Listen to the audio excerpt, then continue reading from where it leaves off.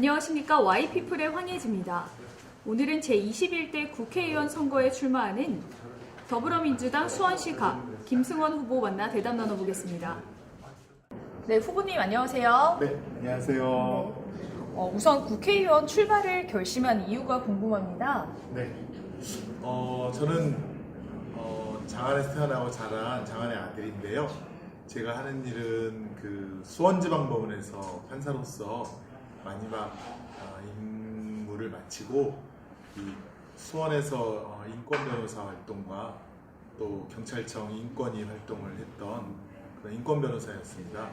여러분들 다 마찬가지로 저도 제자리에서 묵묵히 제 일을 하면 이 세상이 차츰차츰 나아지고 밝아질 줄 알았습니다.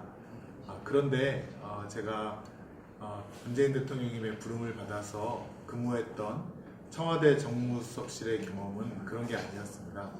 정무수석실은 국회를 상대로 법령의 통과와 정책을 펼치는 곳인데요.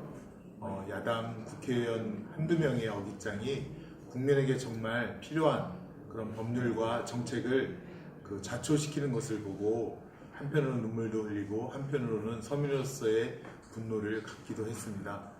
그러한 고통이 서민에게 그대로 전가되는 것을 보면서 이러한 입법과 정책을 펼치는데 제가 꼭 한번 서민의 이름으로 서민의 대표로 나서고 싶었습니다. 그래서 제 고향 장안에서 출마를 결심하게 되었습니다. 네, 혹시 그러면 다른 후보와 비교했을 때 네. 김승원 후보만의 장점과 경쟁력이 있다면 어떤 점들이 있을까요? 네, 우선 장안은 저희 어머니도 태어나고 자란 곳이고요. 또 저도 여기서 태어나고 자라면서 장안 구석구석 다니지 않은 곳이 없을 정도입니다. 그래서 장안에 대한 애정이 누구보다도 강하고요. 장안의 변천사를 잘 알고 있습니다. 그러한 장안에 대한 애정을 바탕으로 또 제가 2006년 수원지방법원 판사로 부임하면서 경기 남부권과 수원에 대한 여러 가지 재판을 한 경험이 있고요. 더더군다나 문재인 대통령님의 부름을 받아서 청와대 정무수석실에서 국정운영의 시스템을 직접 참가해서 거기서 동참을 했고 또 지방자치와 자치분권 또 국가 예산의 합리적인 조정과 분배 일을 1년 동안 정말 쉼없이 해왔습니다.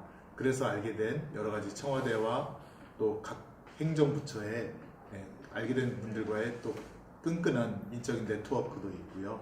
그리고 누구보다도 장안을 위해서 또 나라를 위해서 정말 예행 연습 없이 바로 그 현장에 투입될 수 있는 그런 소중한 경험을 가진 것이 또 저의 장점이기도 합니다. 네. 최근에 헌혈 동참 캠페인을 벌여서 화제가 네, 됐었는데요. 혹시 캠페인에 동참하시게 된 계기가 있다면 무엇일까요? 네, 사실은 제가 그 헌혈로 수혜를 입은 그런 정말 장본인이기도 합니다. 저희 아내가 셋째, 막내를 출산하였을 때 그 급격한 출산으로 하혈이 좀 많았습니다. 출혈이 많았습니다. 그래서 아내와 산후조리원에서 함께 아내를 돌보고 있을 때 갑자기 아내가 얼굴이 하얘지면서 쓰러지는 것을 바로 제가 옆에서 보았고요. 제가 바로 이렇게 인공호흡도 하고 응급조치를 취했는데요. 나중에 깨어난 아내의 말을 들어보니 그 따뜻하고 밝은 데로 자기가 걸어가고 있는데 갑자기 시원한 바람이 불면서 본인의 이름을 부르는 저의 목소리를 들었다고 합니다. 그래서 다시 정신을 차리고 눈을 떴다고 하는데요. 그런 아내에게 사실은 고맙게도 헌혈, 그러니까 적십자 혈액원에서 아마 제가 듣기로는 거의 10팩에 가까운 수혈을 받았다고 합니다. 그래서 아내가 정상적으로 다시 돌아왔고 지금 새 아이를 키워서 훌륭하게 키워서 지금 아직도 이렇게 그 행복한 가정을 이루고 있는데요. 헌혈 그때 했을 때 제가 이제 고등학교 때라든가 군에 있을 때 또 사회생활할 때 했던 그 헌혈 기록이 그대로 남아 있더라고요. 지속적으로 해오셨나요? 네네. 그 헌혈에 대한 그래서 이제 그분들이 근데 공급도 아마 되게 원활하게 해주셨고 아마 비용도 이렇게 무상으로 해주셨던 그런 기억이 납니다. 그래서 헌혈로 인해서 셋째 아이도 아내도 함께 살리고 또 지금까지 행복하게 살아왔기 때문에 지금 이제 그 코로나19 사태로 인해서 혈액이 부족하다는 말을 네. 듣고 다른 어떤 선거운동보다도 이런 헌혈운동에 먼저 적극적으로 동참하게 됐습니다. 네. 지금 말씀해 주신 것과 같이 코로나19 사태 때문에 네. 중소기업이나 소상공인에 대한 경제적인 타격이 매우 큽니다. 혹시 이를 극복할 수 있는 방법이 있다면 좀 제안을 부탁드려도 될까요? 네. 우선 코로나19로 인해서 고통받는 국민, 그다음에 서민분들에게 정말 그 정치에 첫 발을 디딘 신인이라는 사람으로서 너무나도 죄송하고 송구스럽습니다. 예전에 제가 정치인이 아니었을 때는 아마 저도 비난하거나 비판을 먼저 했을 텐데 정치의 길에 들어서니 그런 고통이 저에게도 큰 책임이 있는 것 같아서 마음이 아픈 것을 지금 느끼고 있고요. 지금 대통령님을 비롯해서 국가가 총력을 기울여서 또 국민들께서 또 차분하고 그다음에 그런 의료 수칙을 지켜가면서 차분하게 대응하시는 모습을 볼 때 정말 대한민국 국민의 한 사람으로 정말 뿌듯한 자부심을 느낍니다. 그렇지만 서민들의 고통이 너무 크기 때문에 여러 가지 지금 대통령께서도 11조 이상의 추경을 갖다가 편성하셨고 그 이상의 이제 추경도 하고 계신 것으로 알고 있습니다. 빨리빨리 지금 그런 긴급자원 대출이 시간이 상당히 중요한데요. 그게 좀 더디게 진행되고 있다는 얘기를 들었습니다. 그래서 그거에 대한 속도를 빨리 하고 저는 요즘 그 재난기본소득에 대해서 이렇게 국난에 가까운 재난 상황에서는 재난기본소득을 꼭 국민들께 지역 화폐로 2개월이든 3개월이든 빨리 사용하는 쪽으로 해서 어떤 그 경제 활력을 돕는 그런 마중물이 되었으면 하는 그런 바람이고요. 저희 국민들께서는 저도 그렇지만 4대 의무를 정말 충실하게 해온 착한 국민들입니다. 근로의 의무, 납세의 의무, 국방의 의무, 지금까지 국가를 위해서 많은 그런 일들을 해오셨는데 이번에는 국가가 국민들에게 정말 이렇게 좋으신 국민들에게 이런 거를 누릴 수 있는 국민들에게 그런 것들을 처음으로 한번 경험시켜 드릴 수 있는 그런 첫 계기가 되면 좋을까 그런 생각을 하고 있습니다. 네네. 지역 화폐를 한 3개월 단위 안에 이제 소비할 수 네, 있게끔 네, 네, 네. 제공한 아이디어 굉장히 좋은 것 같아요. 네, 네. 네, 일시적으로 경제가 활성화될 것 같아요. 네, 네. 물론 그 전제는 지금 이제 확진자 증가수가 2자리인데요. 아마 점점 그럼 줄어든다는 것을 전제로 해서 네. 그런 정책이 적절할 때 빨리 이렇게 결정이 되었으면 좋겠습니다. 물론 대통령께서는 그 사회적 대타협을 상당히 그 정책의 이슈로 삼고 계시는데요. 일방적인 결정이 아니라 그 사회적 대타협이라는 것이 노사정 대타협도 있고 이런 국민들의 어떤 그 총체적인 합의가 있어야 전제가 될 것으로 그렇게 생각이 됩니다. 네. 지금 지역구인 장안구에서 네. 현재 가장 시급히 해결해야 될 현안 사항은 어떤 것들이 있을까요? 네, 사실은 저희 장안은 제가 어렸을 때는 경기도 1번지, 또 수원 1번지였습니다. 장안에는 공공시설도 많았고 또 장안은 따뜻하고 그다음에 어머니 품 같은 곳이었는데요. 언제부터인가 장안이 그 활력이 좀 떨어지고 심장의 박동이 더디게 가는 그러한 좀 발전이 더딘 곳이라는 인상을 지울 수가 없습니다. 그래서 장안 주민들께서 반드시 누려야 될 여러 가지 주거권, 그다음에 환경권, 그다음에 경제권, 교육권, 문화권을 충분히 누리지 못하는 그런 안타까운 사정이 있습니다.